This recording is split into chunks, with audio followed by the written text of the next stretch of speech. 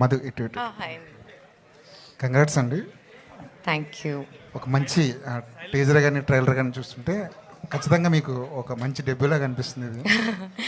ఇండస్ట్రీలో చాలా చూసుంటారు కదా, చాలా చూసి చాలా ప్రయాణం చేసి వచ్చుంటారు.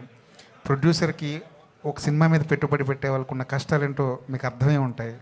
ఇవన్నీ అర్థం చేసుకుని కూడా ఇంత రిస్క్ చేశారంటే, ఈ ప్రయత్నం చేశారంటే మీ గట్ ఫీలింగ్ ఏంటి? నా గట్ ఫీలింగ్ అండి, ఫిలిం చూసినప్పుడు ఇది ఖచ్చితంగా అందరికీ నచ్చే సినిమా అవుతుంది. That was my only gut feeling. నేను మోర్ దెన్ సూపర్ హిట్ దానికంటే ఒక ఫిలిం చూసి ఆడియన్స్ అందరూ ఎంజాయ్ చేసి ఇంటికి వెళ్ళినప్పుడు దాని గురించి మనం ఆలోచిస్తాం చూడండి. For me that's what remains like is the most important thing. ఆ థాట్ మనతో రిమైన్ విత్ అస్ కదా. అలాంటి మూమెంట్స్ చాలా ఉన్నాయి ఈ ఫిలింలో. నాకు పర్సనల్ ఫేవరెట్స్ ఏంటంటే ఒక రైతుని అంత రెస్పెక్టబుల్ పర్సన్గా అక్కడ నించోబెట్టడం అనేది, that is something I'm very touched about. And నాకు గర్ల్స్ ఎడ్యుకేషన్, అది చాలా హార్డ్ హిట్టింగ్ పాయింట్ అండి.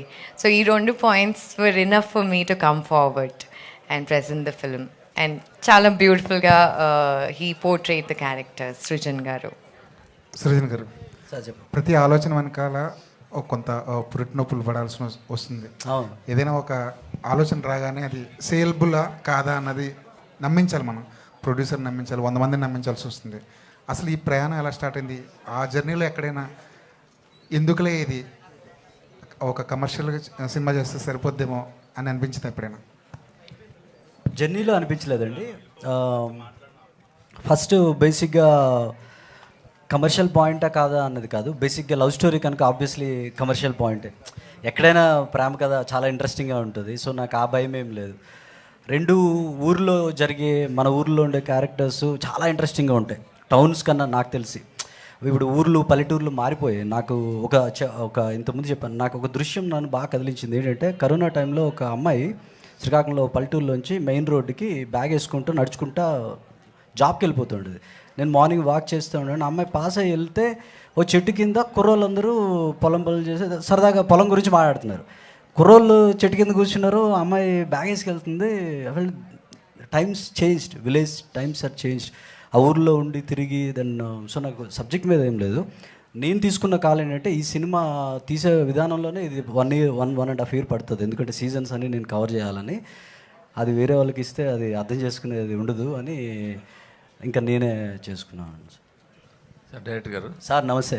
మిమ్మల్ని చూస్తే నాకు ఫస్ట్ టైం చూడడం కాదు, లోగో టైటిల్ రెండు కూడా అంటే ట్రైలర్ చూశాను కాబట్టి ఏంటి దానికి దీని కనెక్షన్ ఏంటి? అసలు టైటిల్కి ఏంటి, ఆ లోగోకి ఏంటి? టైటిల్ లోగో కదా సార్? ఆ టైటిల్ లోగోకి కానీ అసలు టైటిల్ కూడా ఏంటి, అది దేనికి కనెక్షన్ ఏంటి అసలు? అంటే టైటిల్ పెట్టడానికి సార్ కారణం ఏంటంటే బేసిక్గా చెప్పాను కదా, అమ్మాయి క్యారెక్టర్ బాగా ఇన్స్పిరేషన్ సార్.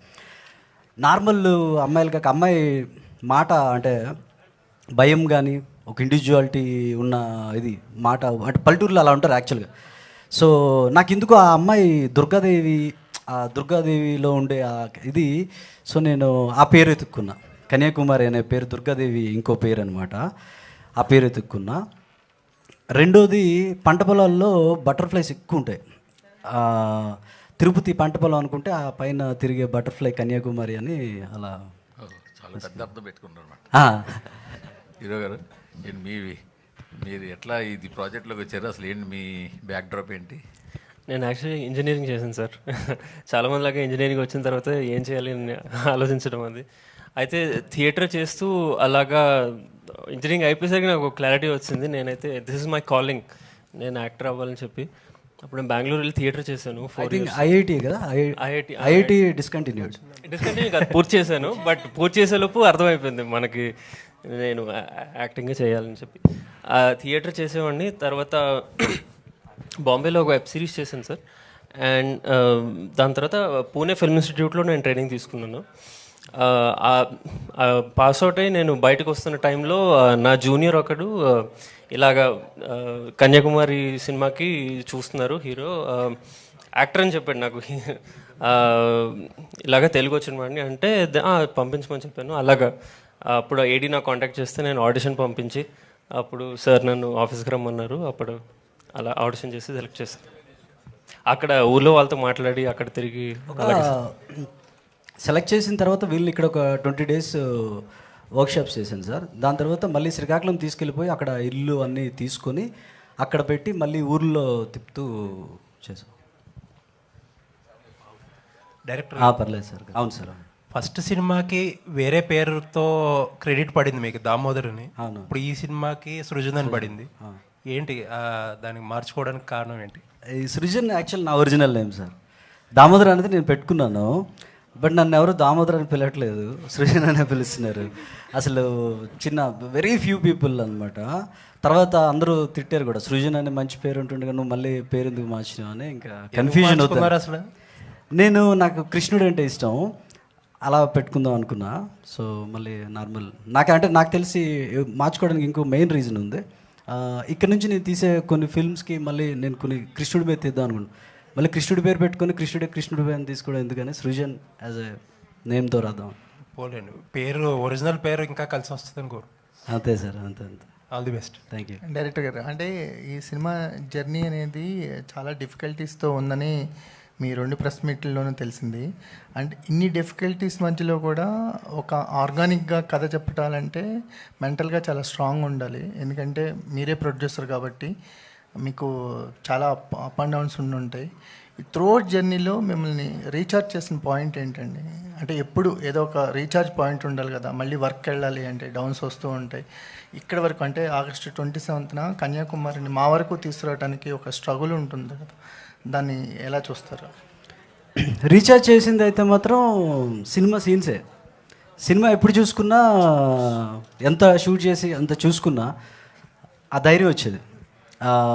ఇంతకుముందు కూడా చెప్పాం, ఎప్పుడు లో ఉన్న సినిమా ఎంతవరకు అయినా చూస్తే లేదు మంచి సినిమానే చేయాలి, ఇంకా చేయాలని వచ్చేది అనమాట. యాక్చువల్ సినిమా సీన్స్ వల్ల నాకు అది వచ్చింది. గీత్ గారు, సెకండ్ సినిమాతోనే టైటిల్ రోల్ చేయటం అనేది ఒక రేర్ ఆపర్చునిటీ, అంటే ఒక చాలా రెస్పాన్సిబిలిటీ ఉంటుంది. సో దీంతోపాటు ఈ సినిమా అనేది మీకు సినిమా యాక్టింగే కాదు, సినిమాకి సంబంధించిన అన్ని క్రాఫ్ట్ల గురించి బాగా తెలిసేలా చేసింది అనిపిస్తుంది.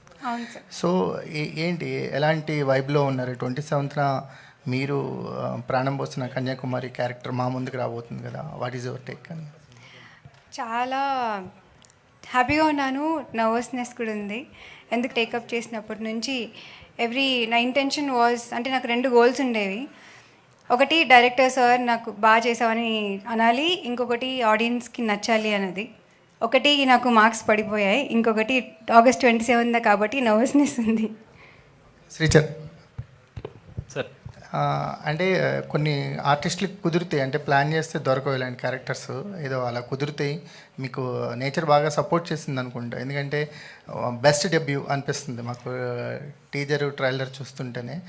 అంటే టైటిల్ రోల్ ఆవిడైనా సరే ఎక్కువ యూత్ అంతా నీకు రిలేటెడ్ అయ్యేటట్టున్నారు.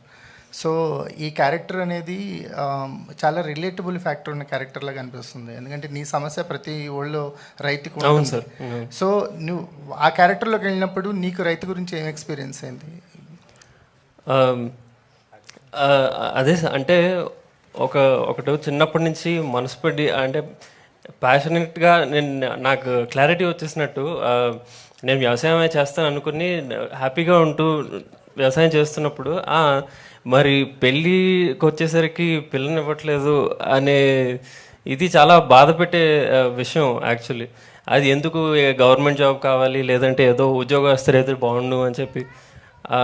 సో అక్కడి నుంచి అలా ఆ సీరియస్ పాయింట్ నుంచి వాడి లైఫ్లోకి కన్యాకుమారి వస్తే ఎలా ఉంటుంది, అప్పుడు వాడు ఒక లవ్లో పడితే ఏముంటుంది, భూమిని అంత ప్రేమించేవాడు సడన్గా ఒక అమ్మాయిని అంత ప్రేమించడం మొదలుపెట్టినప్పుడు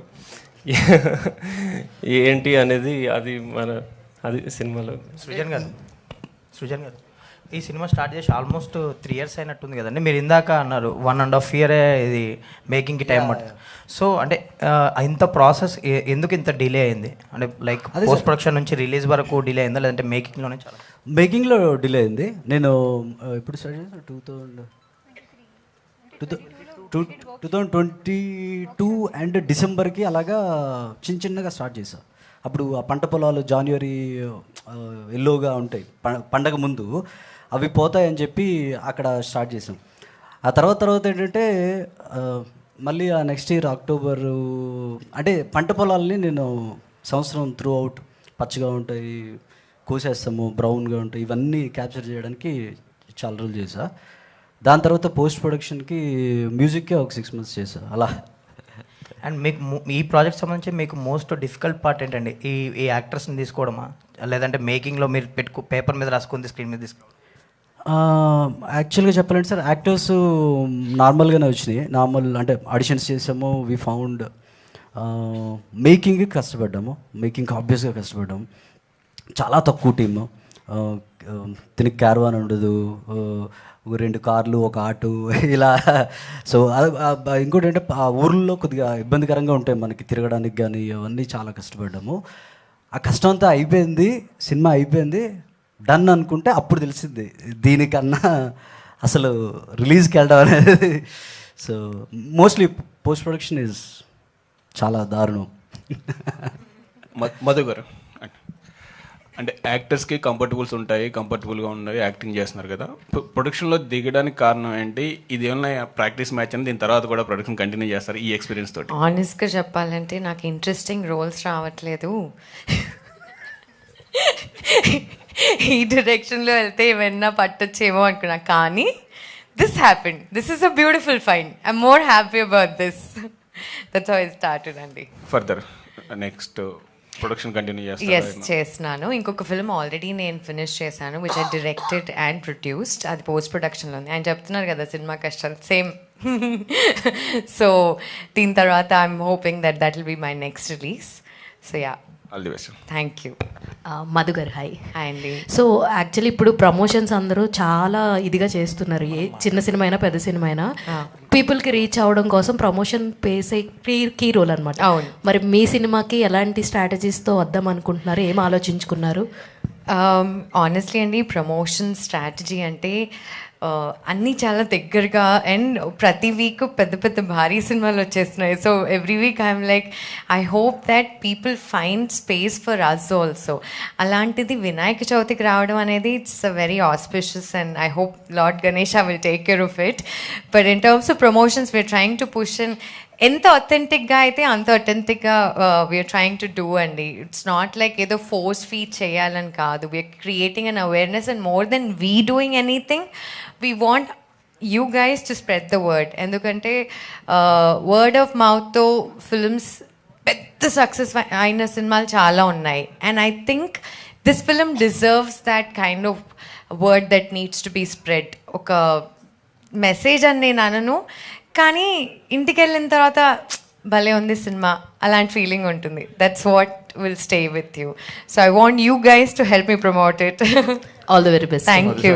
మధుశాలిని గారు, సార్, బన్నీవాస్ గారిని ఎలా తీసుకొచ్చారు ఇందులోకి? బన్నీవాస్ గారిని అండి, యాక్చువల్లీ అండి అది ఆయన చాలా గట్టిగా మేనిఫెస్ట్ చేశారు. సినిమా స్టార్ట్ కాక ముందు నుంచి ఆయన అనుకున్నది ఏంటి అంటే, ఈ ఫిలిం గనక బన్నీవాస్ గారు చూసి ఆయనకు నచ్చితే ఖచ్చితంగా రిలీజ్ చేస్తారని. బన్నీవాస్ గారు ట్రైలర్ చూసే నాకు చాలా నచ్చింది, నా ఫుల్ సపోర్ట్ అని చెప్పారు ఆయనకి. So he's the reason why Bunny Vas గారు happened, because of the story అండి. హాయ్ అండి, నేను మీ కార్తికేయ. టీఎఫ్సీసీ లైవ్ ఛానల్ని లైక్ చేయండి, షేర్ చేయండి, సబ్స్క్రైబ్ చేసుకోండి. This is Nikhil. టీఎఫ్సీసీ ఛానల్ని ఎంకరేజ్ చేయండి, లైక్ చేయండి, subscribe. Hello, this is heroine Alekhya Angel. TFCC live ఛానల్ని లైక్ చేయండి, షేర్ చేయండి, సబ్స్క్రైబ్ చేయండి. టీఎఫ్సీసీ ఛానల్ని లైక్ చేయండి, షేర్ చేయండి, సబ్స్క్రైబ్ చేయండి. నేను మీ హీరోయిన్ మౌర్యాని. Thank you. అందరికీ నమస్కారం, నేను మీ Geetha Madhuri. TFCC live like చేయండి, షేర్ చేయండి, సబ్స్క్రైబ్ చేయండి. హాయ్ అందరికీ నమస్కారం, నేను మీ Madhupriya. Please like, share, subscribe to TFCC live. Please subscribe TFCC channel. Like చేయండి, షేర్ చేయండి. టీఎఫ్సీసీ ఛానల్ని లైక్ చేయండి, షేర్ చేయండి, సబ్స్క్రైబ్ చేయండి. Hi, please subscribe TFCC. Hello, this is your all supplicants. Please do subscribe TFCC live channel. Thank you so much. Please do subscribe to TFCC live channel and like, share and subscribe చేయండి. హాయ్, నేను మీ Vijay Shankar. TFCC channel do subscribe, like చేయండి, share చేయండి. Thank you. నమస్తే, నేను మీ Karthika. TFCC ఛానల్ని షేర్ చేయండి, లైక్ చేయండి, సబ్స్క్రైబ్ చేయండి. అందరికీ నమస్కారం, I'm your favourite actress Ankita Maharana. Like చేయండి, షేర్ చేయండి, సబ్స్క్రైబ్ చేయండి. TFCC live. Love you all.